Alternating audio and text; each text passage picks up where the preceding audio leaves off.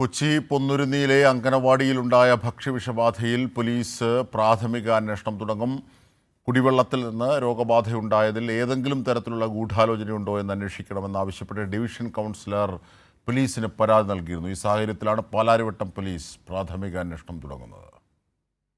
വ്യാഴാഴ്ച രാത്രിയിലാണ് കൊച്ചി കോർപ്പറേഷൻ 48-ാം ഡിവിഷനിൽ പൊന്നുരുന്നി ഈസ്റ്റിലെ 48-ാം നമ്പർ അങ്കണവാടിയിലെ കുട്ടികൾക്ക് വയറിളക്കവും ഛർദിയും അനുഭവപ്പെട്ടത്. 12 കുട്ടികൾക്കും ഇവരിൽ ചിലരുടെ രക്ഷിതാക്കൾക്കുമാണ് ശാരീരിക അസ്വസ്ഥതയുണ്ടായത്. പ്രാഥമിക ചികിത്സയ്ക്ക് ശേഷം ആരോഗ്യനില തൃപ്തികരമായതിനെ തുടർന്ന് കുട്ടികളെല്ലാം ആശുപത്രി വിടുകയും ചെയ്തിരുന്നു. കുടിവെള്ളത്തിൽ നിന്നാകാം രോഗബാധയുണ്ടായതെന്ന സംശയത്തെ തുടർന്ന് ആരോഗ്യ വിഭാഗം എത്തി പരിശോധന നടത്തുകയും കുടിവെള്ള സാമ്പിൾ ശേഖരിക്കുകയും ചെയ്തിരുന്നു. കഴിഞ്ഞ നിരവധി വർഷമായി ഇത്തരം പ്രശ്നങ്ങളൊന്നുമില്ലാതെ പ്രവർത്തിച്ചിരുന്ന അങ്കണവാടിയിലെ ടാങ്കിലെ വെള്ളം പെട്ടെന്നൊരു ദിവസം മലിനമായതിനു പിന്നിൽ ചില സംശയങ്ങളുണ്ടെന്നാണ് ഡിവിഷൻ കൗൺസിലർ ദിബിൻ പറയുന്നത്. രോഗബാധയ്ക്കിടയാക്കുന്ന തരത്തിൽ കുടിവെള്ളം മലിനമായതിനു പിന്നിൽ ഗൂഢാലോചനയുണ്ടായെന്ന് അന്വേഷിക്കണമെന്നാണ് കൗൺസിലറുടെ ആവശ്യം.